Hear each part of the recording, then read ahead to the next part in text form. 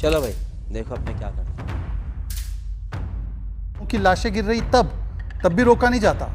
दूसरी बात, अरे सुन लीजिए, मैंने आपके बीच में बोला विवेक जी, ये गलत तरीका, मैंने आपके बीच में नहीं बोला, मैंने आपको बीच में टोका नहीं है। This is not the way. Vivek ji, आज की डिबेट की कम से कम मांगेंगे जरूर, ये समझ लीजिए। और दूसरी बात पे आप आइए, कुंभ का आयोजन पॉलिटिकल तरीके से बीजेपी ने करवाया। पूरा कैबिनेट, स्टेट कैबिनेट वहां पहुंचा हुआ था और कमान संभाल रखी थी चीफ मिनिस्टर ने। और उसके बाद जब ये सब कुछ हुआ, विवेक कुछ कहना चाह रहे हैं। विवेक, मैं आपके पास आता हूं। विवेक, कल तक तो आप पीओके की डिमांड कर रहे थे जी। और कह रहे थे देखिए तो सरेंडर कर दिया था। कर्नाटक की सरकार के ऊपर आप क्या कहते हैं? तो दोस्तों आज की डिबेट में हम देखेंगे कि आरसीबी ने जब जीता दोस्तों आईपीएल 2025 की ट्रॉफी, उसके बाद दोस्तों जो भगदड़ मची उसमें कई लोगों की मौत, कई लोगों की जानें चली गई। और उस पर टिप्पणी करने के लिए आए विवेक श्रीवास्तव, जिसको दोस्तों शहजाद पुणेवाला ने घेर के ऐसा धोया है कि दोस्तों उनकी बोलती बंद हो गई, पैंट गीली हो गई। और शहजाद पुणेवाला ने दोस्तों उनको बताया कि कर्नाटक सरकार की नाकामी है, कि कर्नाटक सरकार ये कुछ नहीं कर पाई। एक तरफ दोस्तों भगदड़ मची थी, किसी और समय जब महाकुंभ चला था तो उसमें विवेक श्रीवास्तव जमकर भड़क गए थे। आइए देखते हैं पूरा डिबेट क्या है, किस तरह से शहजाद पुणेवाला ने औकात दिखा दी कांग्रेस को और दोस्तों विवेक श्रीवास्तव को। आइए देखते हैं पूरा वाक्य क्या है। और अभी तक चैनल में नए हैं तो प्लीज चैनल को सब्सक्राइब कर लीजिएगा, वीडियो को एक लाइक ठोकिए। आइए देखते हैं वीडियो, मिलते हैं वीडियो के एंड में। पिक्चर चालू करो बे। ये सब कुछ हुआ, विवेक कुछ कहना चाह रहे हैं। विवेक, मैं आपके पास आता हूं। विवेक, कल तक तो आप पीओके की डिमांड कर रहे थे और कह रहे थे देखिए तो सरेंडर कर दिया था। कर्नाटक की सरकार के ऊपर आप क्या कहते हैं? सरेंडर कर दिया 2 घंटे की इवेंट के अंदर। महाकुंभ में हादसा हुआ था, गला चीख कर आप बोल रहे थे। क्या कर रही थी सरकार, क्या हुआ? 45 दिन के कार्यक्रम के अंदर एक हादसा, आपने एरी चोटी का जोर लगा दिया पूरे महाकुंभ को बदनाम करने के लिए।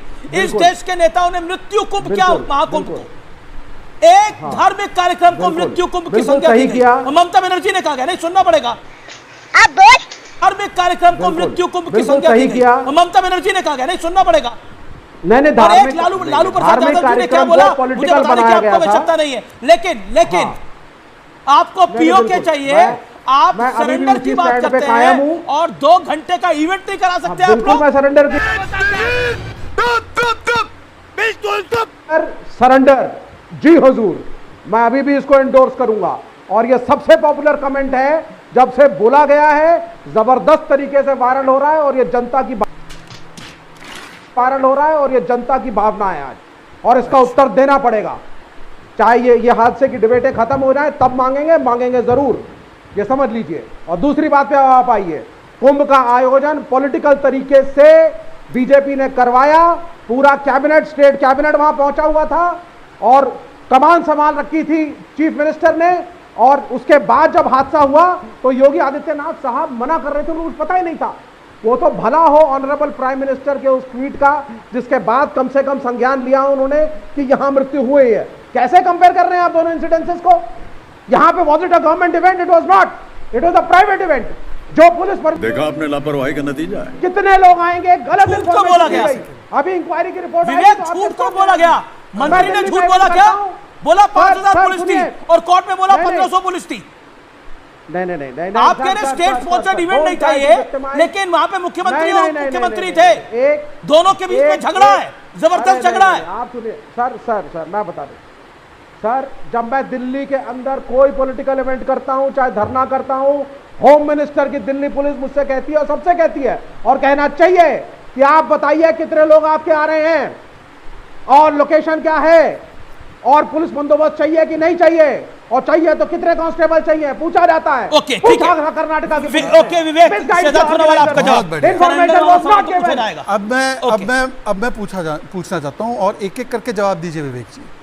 अगर ये प्राइवेट इवेंट था, सीएम डिप्टी सीएम वहां पे पहुंचते हैं स्टैम्पीड होने के बाद और जश्न चलता है जब लोगों की लाशें गिर रही तब भी रोका नहीं जाता। दूसरी बात, अरे सुन लीजिए, मैंने आपके बीच में बोला विवेक जी, ये गलत तरीका, मैंने आपके बीच में नहीं बोला, मैंने आपको बीच में टोका नहीं है। This is not the way. Vivek ji, आज की डिबेट की कम से कम संवेदनशीलता को समझते हो, ऐसे नहीं कर सकते आप। मैं आपसे रिक्वेस्ट कर रहा हूँ विवेक जी, मैंने आपके एक भी बार बीच में नहीं बोला। नहीं अमीश जी, मैं चिल्लाऊंगा नहीं, मैं नहीं चिल्लाऊंगा। आपको अगर इनका इस प्रकार का वर्ताव दिखाना है तो आप दिखाइए, मैं तो इसमें पार्टिसिपेट नहीं कर सकता। ऐसे मैं चुप रहूंगा जब तक ये चीखते चिल्लाते नहीं है। ये तरीका गलत है। मैं रिक्वेस्ट कर रहा हूँ कि आप मुझे अपनी बात कंप्लीट करने दें। मैं अपनी बात कंप्लीट करूँ, मुझे Amir ji, this is not the way to do the debate. आज की डिबेट आज ऐसे नहीं। मैं रिक्वेस्ट कर रहा हूँ आपको। एक सेकंड शहजाद विवेक, आप शहजाद पूनावाला पे क्यों काहे चिल्ला रहे हैं? उनकी सरकार है क्या वहां पर? क्यों ना चिल्लाऊं सर? कि इन्होंने क्या बाप कहा? को बेच रहे हैं खड़े होकर यहाँ आपको पे। चिल्लाना है, बाप आपको को बेच रहे नाचना हैं। है, आप अपने समय पर नाचिए और चिल्लाइए। कम से कम मुझे इंटरवीन मत कीजिए। मैं यहाँ आपसे पे रिक्वेस्ट कर आकर रहा के हूँ, मैं आपसे तुम रिक्वेस्ट कर रहा हूँ। मैं नाचो। स्टूडियो में मौकों बैठा हूँ, पे फिर भी तुम मैं मर्यादा का नाचो पालन कर रहा वाले। हूँ। प्लीज अमीश जी, मैं रिक्वेस्ट कर रहा हूँ। ओके, मैं विवेक, नहीं you कर made your सकता इस point। प्रकार की डिबेट यहाँ आज। पे सुनिए, आज इस सुनिए, प्रकार की सुनिए, डिबेट नहीं हो सकती। सुनिए, प्लीज सुनिए। लोग गालियां Very देते हैं हमको। very अगर हम लोग decently इस प्रकार का विवेक जी, छालेदार करेंगे तो वेरी डिसेंटली मैं नहीं कर सकता। नहीं, एक एक अमीश जी, मेरी बारी है। आप प्लीज मत शहजाद पूनावाला तो दोस्तों 18 साल का सूखा तो खत्म हो गया, लेकिन 18 साल के बाद जो ये ट्रॉफी आई है, वो ट्रॉफी दोस्तों लोगों के लिए बहुत श्राप बन करके आई है। किस तरह से लोगों के दोस्तों इस वक्त बीच में रोना गाना मचा हुआ है, मातम मचा हुआ है पूरे दोस्तों बेंगलोर में। इस वक्त कर्नाटक सरकार का ये कितना बड़ा दोस्तों ये लापरवाही था। आप बताइए कर्नाटक सरकार का ये कितनी बड़ी लापरवाही थी। क्या उनको पता नहीं था जब बेंगलोर आरसीबी जैसी इतनी बड़ी फ्रेंचाइज जब टूर्नामेंट जीत जाएगी तो क्या कुछ होने वाला है, लोगों की कितनी ज़्यादा भीड़ उमड़ने वाली है। वहाँ पे पुलिस प्रशासन कहाँ थी? पुलिस प्रशासन को क्यों नहीं वहाँ पे लगाया गया? क्यों वहाँ पे वो उचित व्यवस्था नहीं किया गया? एक तरफ दोस्तों जब भारत वर्ल्ड कप जीत करके आई थी तो मुंबई में जो परेड निकला था, उस परेड में दोस्तों कितना ज़्यादा भीड़, कितनी ज़्यादा संख्या में लोग आए थे, लेकिन किसी को कोई नुकसान नहीं हुआ, किसी की कोई दोस्तों हानि नहीं हुई है। और कर्नाटक में जो कुछ हो गया, केवल आरसीबी ने दोस्तों आईपीएल ट्रॉफी जीती। उस वक्त तो मुंबई उस वक्त दोस्तों तो भारत में वर्ल्ड कप लेकर के आया था और मुंबई में शायद इससे कई गुना ज़्यादा भीड़ था।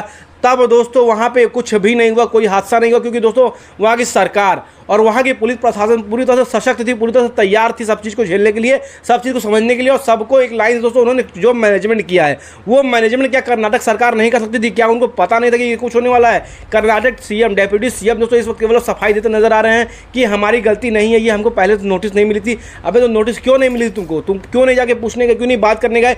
आरसीबी मैनेजमेंट ने बार बार उनको बताने की कोशिश की, लेकिन दोस्तों उन्होंने कुछ भी नहीं सुना। और आरसीबी मैनेजमेंट भी इस तरह पूरा पल्ला झाड़ रही है अपना कि हमने कुछ भी नहीं किया, इनको बताया गया था और इतना कुछ हुआ। दोस्तों आरसीबी मैनेजमेंट की यहाँ कितनी गलती है ये आप कमेंट बॉक्स में बताइएगा। और आरसीबी मैनेजमेंट ने दोस्तों तुरंत ये जब सुनने के बाद तुरंत जो भी जस्ट था, तुरंत सेलिब्रेशन सारा कुछ रोक दिया गया कि इतना कुछ दोस्तों स्टैम्पेड मच गया, इतना भगदड़ में इतने लोगों की मौत, ये वो दुनिया भर की दोस्तों जो सुनने को जब उनको मिला तो उन सुनने को मिलते ही दोस्तों उन्होंने साफ तौर पर मना कर दिया कि कोई इस वक्त कुछ भी नहीं होगा, सारा परेड वगैरह सब कैंसिल हो गया। और दोस्तों बात करते हैं विवेक श्रीवास्तव से, बेशरम बेहया टाइप के कम्युनिस्ट की, जो अपने आप को कम्युनिस्ट बोलते हैं और पूरे से कांग्रेस के सपोर्ट में है। कर्नाटक सरकार में पहली बात तो कांग्रेस की पार्टी है और कांग्रेस इस वक्त पूरी तरह से घेरे में है और बीजेपी की तरफ से शहजाद पूनावाला ने इनको जो धो करके रख दिया है, उसके बाद अभी इनको इनकी धुलाई अभी होगी दोस्तों। फिर से आप देखेंगे अगले वीडियो में कि कितनी खतरनाक तरीके धुलाई हो रही है। और सुप्रिया श्रीनेत का और अगला वीडियो आने वाला है, सुप्रिया श्रीनेत और दोस्तों सुधांशु त्रिवेदी के बीच में तीखी बहस, दमदार बहस हुई है, वो आपको हम दिखाएंगे जरूर। उसमें खतरनाक तरीके से सुधांशु त्रिवेदी ने धो डाला सुप्रिया जलेबी भाई को। और दोस्तों बात करते हैं आज के वीडियो के बारे में, तो किस तरह से कर्नाटक में जो भगदड़ मचा है उसका जिम्मेदार कौन है, उसका दोस्तों उसकी जो इतने परिवार इतने परेशान है इस वक्त रो रहे हैं, उसका जिम्मेदार कौन है, उनको क्या कुछ मिलने वाला है, उनको क्या कुछ होने वाला है, वो मिल के भी क्या कुछ उखाड़ लीजिएगा। आप ये बताइए कमेंट बॉक्स में बताइएगा कि ये कितनी किसकी क्या गलती है यहाँ पे। और आप दोस्तों अभी तक अगर वीडियो देख रहे हैं और आप ऐसे वीडियो लगातार देखना चाहते हैं जो एंटी बीजेपी, जो गलत शब्द बोलते हैं बीजेपी के खिलाफ, उनकी धुलाई लगातार देखना चाहते हैं तो प्लीज चैनल को सब्सक्राइब कर लीजिएगा, वीडियो को लाइक जरूर करिएगा, वीडियो को शेयर करना मत भूलिएगा, लगातार ज़्यादा लोग तक शेयर करिए। मिलते हैं किसी और दिन इससे भी अच्छे, इससे भी शानदार, इससे भी तगड़े वीडियो के साथ, तब तक के लिए जय हिंद।